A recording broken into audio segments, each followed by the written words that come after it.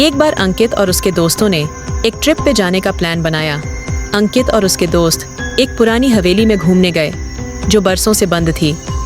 लोग कहते थे कि इसके चौथे माले पर एक रहस्यमयी कमरा है जहां जाने वाला कभी वापस नहीं आता। लेकिन अंकित को तो अपनी बहादुरी साबित करनी थी और इसी एटीट्यूड में वो बोला, अरे तुम सब क्या फालतू का डरते हो, मैं तो वहाँ अकेले रह सकता हूँ, लगी 1,000 की शर्त। अंकित जिद मत कर, हम सब वहाँ पर साथ चलेंगे और तू अकेला कहीं मत जाना। हाँ हाँ, तू तो एक नंबर का फट्टू। अबे साले तू कितना डरता है। देख अंकित, मेरा मजाक मत बना वरना दूंगा एक घुमा के।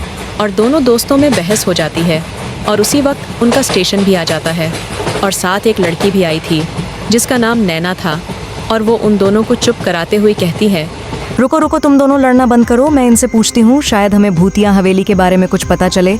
और तुम दोनों चुप ही रहना, मैं पूछती हूँ। और नैना एक व्यक्ति से पूछती हैं, एक्सक्यूज मी अंकल जी, क्या आप हमें बता सकते हैं कि आपके गांव में जो भूतिया हवेली है, क्या वहाँ पर सच में भूत रहते हैं या फिर ये एक अफवाह है? हाँ बेटी, ये बात सच है कि वहाँ एक चुड़ैल रहती है, लेकिन तुम ये क्यों जानना चाहती हो?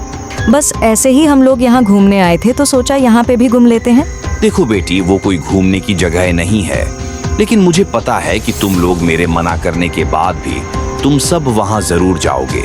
इसलिए मैं तुम लोगों को बता देता हूँ कि वहाँ तुम्हें तीसरे माले तक कोई खतरा नहीं है, लेकिन चौथे माले पर भूलकर भी मत जाना और शाम को 7 बजने से पहले उस हवेली से बाहर आ जाना। इतना सुनकर सभी लोग उनको धन्यवाद करके चले जाते हैं, लेकिन उनको रास्ता नहीं पता था तो उन्हें ढूंढते ढूंढते रात हो जाती है। वाओ, सो नाइस, कितना बड़ा और डरावना है। वैसे लगता नहीं कि ये कोई भूतिया हवेली है। हाँ नैना, तुम सही बोल रही हो। चलो कम से कम तुम इसकी तरह डरपोक तो नहीं हो।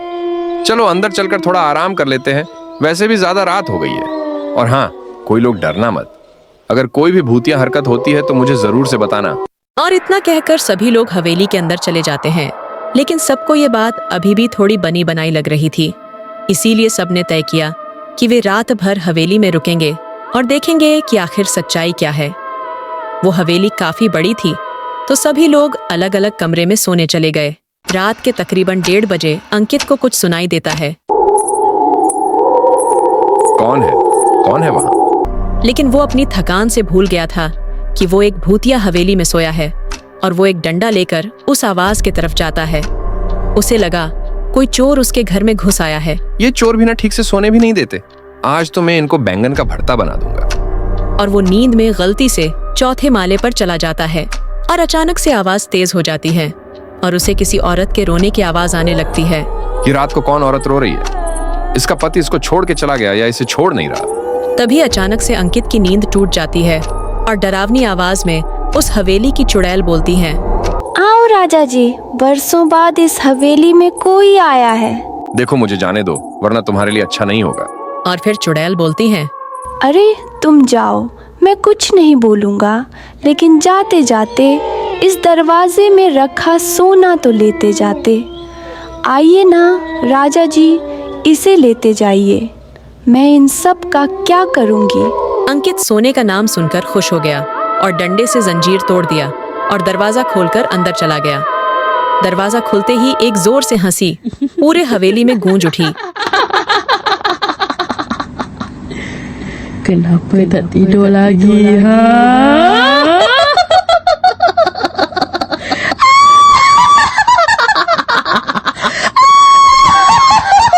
और ये आवाज चौथे माले से आ रही थी और उसके दोस्तों की नींद टूट गई और वो लोग देखे कि अंकित अपने कमरे में नहीं है और उन्होंने जल्दी से चौथे माले की तरफ गए और जैसे ही वहां पहुंचे दरवाजा अपने आप बंद हो गया और उसके अंदर से अंकित की आवाज आई, बचाओ बचाओ मुझे, कोई तो बचाओ। और उसके दोस्तों ने अंकित को बचाने के लिए उस दरवाजे को तोड़कर अंदर गए। वो चुड़ैल उनके सामने आ गई और उन दोनों को भी मार दिया।